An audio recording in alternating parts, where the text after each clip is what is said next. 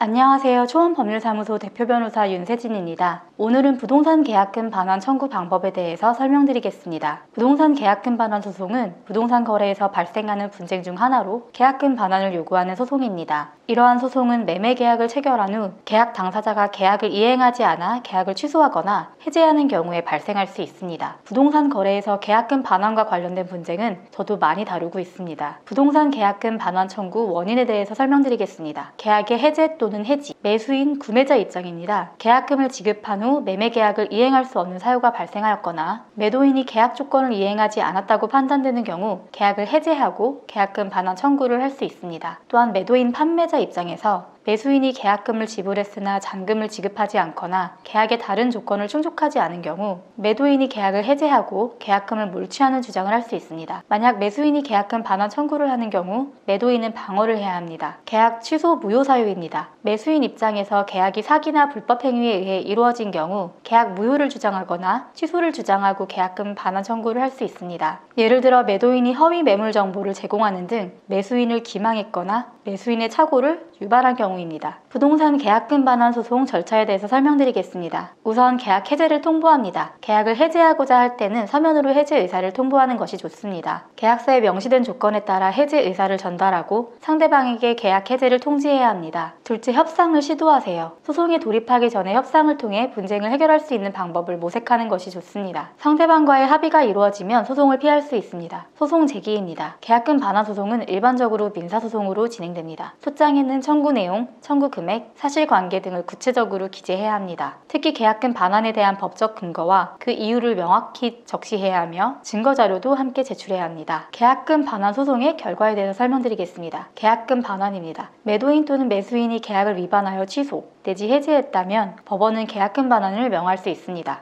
이 경우 반환해야 할 금액은 계약서에 명시된 계약금에 해당합니다. 계약금 이외에 손해가 발생한 경우 손해배상금을 배상하라는 판결이 내려질 수도 있습니다. 예를 들어 매도인이 계약을 이행하지 않아 매수인이 추가적인 비용을 지출한 경우 인과관계가 입증될 경우 손해배상 청구가 가능합니다. 소송 종결 후 집행 절차입니다. 계약금을 반환받거나 추가적인 손해배상 판결을 받았으나 상대방이 판결대로 이행하지 않을 경우 강제집행 절차를 통해 배상금을 받을 수 있습니다. 부동산 계약금 반환 소송은 계약의 효력, 당사자 간의 계약 이행 여부를 꼼꼼하게 검토해야 합니다. 따라서 소송을 제기하기 전에 계약에 이르게 된 경위, 계약서의 조건 등을 확인하고 필요한 증거를 준비하는 것은 매우 중요합니다. 부동산 관련 문제로 고통받으신 분들은 초원으로 언제든지 상담 신청 가능하니 궁금한 점은 상담번호로 문의해주세요. 감사합니다.